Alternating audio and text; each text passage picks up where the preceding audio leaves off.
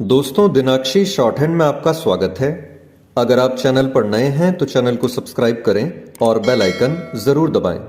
इस डिक्टेशन की पीडीएफ और एडवांस आउटलाइंस आप हमारे पेड बैच से प्राप्त कर सकते हैं। हमारे पेड बैच में आपको प्रतिदिन सभी डिक्टेशंस की एडवांस आउटलाइंस और वाक्यांश प्राप्त होते हैं।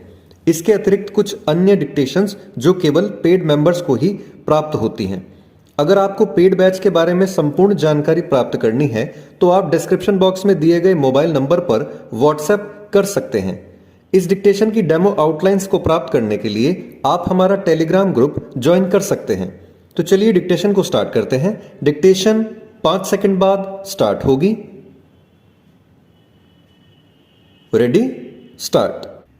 महोदय, केंद्र सरकार यह समझती है कि वह सत्ता में बैठी हुई है, इसलिए विपक्ष के मुख्यमंत्री यदि उनकी सलाह से या उनकी राय के मुताबिक काम नहीं करते हैं तो ऐसी सरकारों को काम नहीं करने देंगे और राज्यपालों के जरिए इस प्रकार की सरकारों में परिवर्तन लाने और उनको गिराने का काम किया गया है। श्रीमान, त्रिपुरा में चुनाव हो रहे थे। चुनाव के ठीक 3 दिन पहले त्रिपुरा को अशांत क्षेत्र घोषित कर दिया गया और वहां पर 3 दिन के लिए भी इंतजार नहीं किया गया। वहां के तत्कालीन मुख्यमंत्री का कहना है कि मुझसे पूछा भी नहीं गया। बिना मुझसे पूछे ही सारे राज्य को अशांत घोषित कर दिया गया है। वहां पर सेना भेज दी गई।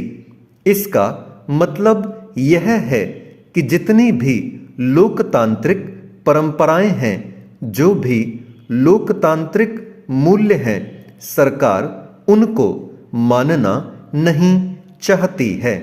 मान्यवर विधानमंडलों की बात लीजिए। अभी जनरल साहब जिक्र कर रहे थे कि जितने भी मुख्यमंत्री हैं, कम से कम सत्ता दल के मुख्यमंत्री जो हैं, उनके नामांकन के सिलसिले में भी कोई लोकतांत्रिक मूल्यों का पालन नहीं होता है। अभी राजस्थान के मुख्यमंत्री का बदलाव हुआ। सत्ताधारी दल का मुख्यमंत्री हो या दूसरा, वह जनता के प्रतिनिधियों द्वारा चुनकर विधान सभा में भेजे जाते हैं।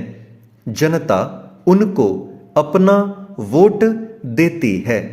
हमारी लोकतांत्रिक प्रणाली इसीलिए है कि जनता के प्रतिनिधि विधान सभा में जिस दल का बहुमत हो, उसके नेता को मंत्री बनाती है।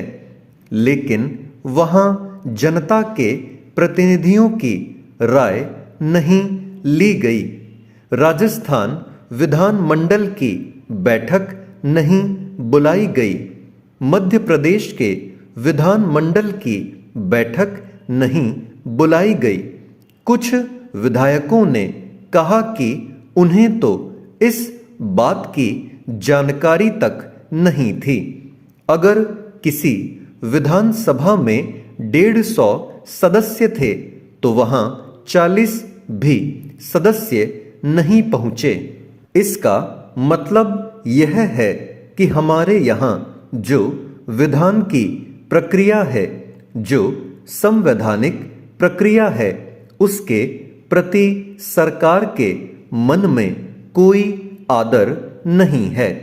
श्रीमान, न्यायपालिका की ओर ध्यान आकर्षित करते हुए मैं आपको बताना चाहता हूं कि सर्वोच्च न्यायालय में करीब करीब 9 जजों के पद 2 साल से खाली हैं।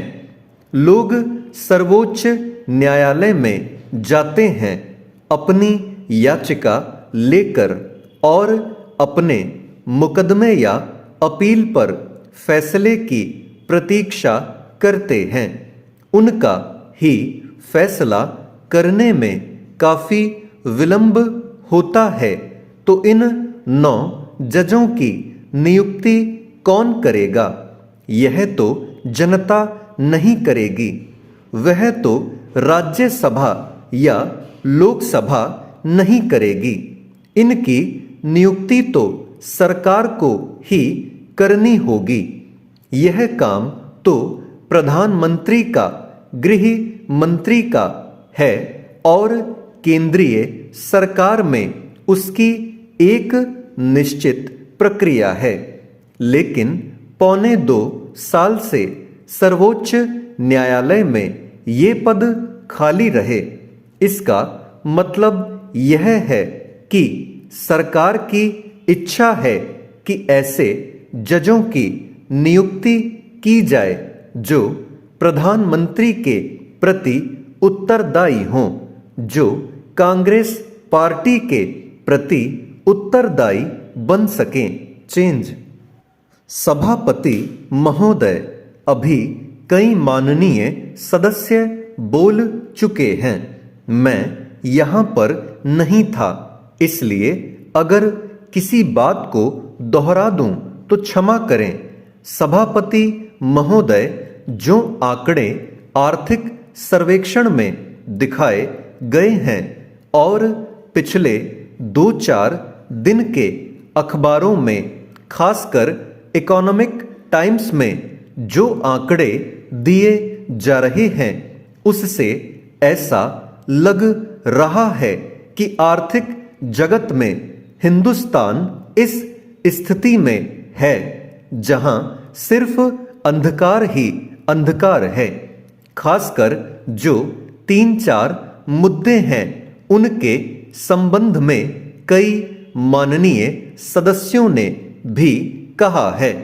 सभापति महोदय, अभी तक हिंदुस्तान में 2 नीतियों के संबंध में चर्चा होती है, आयात और निर्यात। जब माननीय मंत्री जी जवाब दें तो मैं जानना चाहूँगा कि आयात निर्यात की क्या स्थिति रही है। आपके पास आर्थिक समीक्षा है, हमारे पास भी है और उसमें 2 साल और प्रायः 1.5 साल के आंकड़े हैं। आपने विदेश से कितना ऋण लिया है और उसकी कितनी अदायगी करते जा रहे हैं। हिंदुस्तान के द्वारा कितना विदेशी कर्जा लिया जा चुका है, कितना हमारे विदेश व्यापार में घाटा चल रहा है, हमारा आयात अधिक हो रहा है या कम हो रहा है और निर्यात कितना कर रहे हैं, उसकी अदायगी कितनी कर रहे हैं। इन सारी चीज़ों पर यदि आप दृष्टिपात करें तो आप देखेंगे कि हिंदुस्तान का भविष्य अंधकारमय है। सभापति महोदय, मैंने कुछ दिन पहले एक प्रश्न किया था और मेरा प्रश्न सिर्फ जूट उद्योग के बारे में था। जूट का हमारा सबसे बड़ा बाजार अमेरिका है। किसी के वक्त की बात हो, लेकिन आप 2.5 साल के हमारे शासनकाल को निकाल दें तो बाकी वर्षों में किसका राज्य रहा है।